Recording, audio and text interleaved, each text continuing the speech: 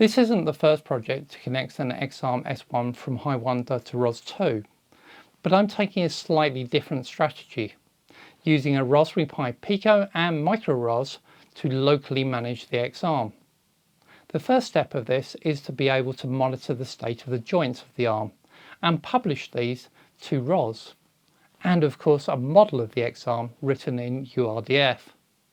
Hi, I'm John, your concierge to the world of the Raspberry Pi Pico, robotics, IoT and other fun tech. This is my 3-minute summary on ROS2 joint states from the HiWonder xArm 1S using a Raspberry Pi Pico and MicroROS. If you have time, why not check out the full video? The xArm 1S is a 6 degrees of freedom arm. I did a previous video showing its assembly and control from Python. This is the 4th robot I think I've built working with the Raspberry Pi Pico, MicroROS and ROS2.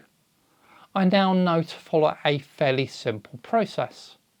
I start by building the hardware, as we did in the previous video on the xArm. This doesn't have to be all the hardware, but enough to get us going with something to control. Then I model the robot within ROS2 using URDF. I want to use that model to confirm my ROS2 representation and the real world are the same thing. So the robot turns in the same way as it does on the model and real world. The model and real world connect by publishing the state of angles of the joints. So it is my next step to be able to do that before moving on to control the robot at joint level. We really want to be able to control a robot as a whole though, giving it a position to move to, rather than a set of joint angles. So our next step is to be able to update the control system to be able to move at robot level. And finally, we can get into the planning of motion and mapping and automation. Last time I connected the xArm directly to my Mac using a USB cable. This communication isn't serial over USB, but a more specific HIB. For the Pico, I want to be able to reserve the USB port for MicroROS communication, so I choose to use the xArm serial interface.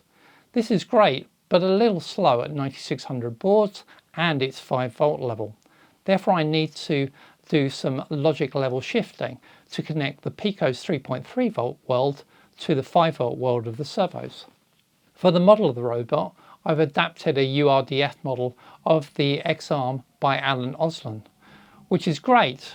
Alan has a slightly different strategy to ROS enabling the xArm than me.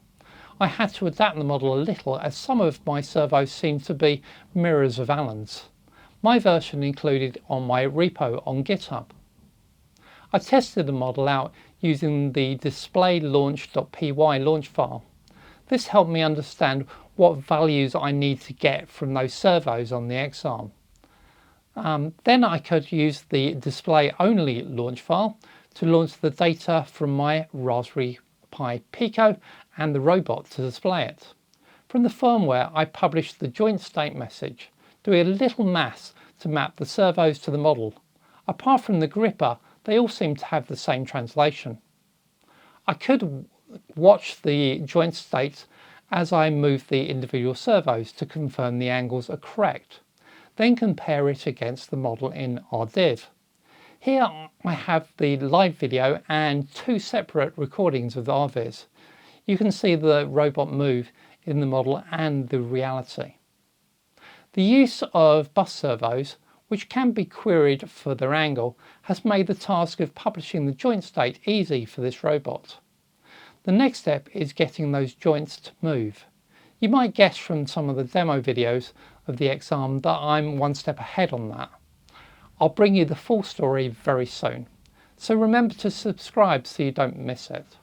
If this video or any of my videos has helped you out, why not buy me a virtual cup of coffee to say thank you? There's now the super thanks feature live on my channel videos. Just click that button below the video. Thank you very much for watching. I really do appreciate it. If you enjoyed the video, please hit that like button and please subscribe to my channel so you don't miss the next video. Goodbye for now.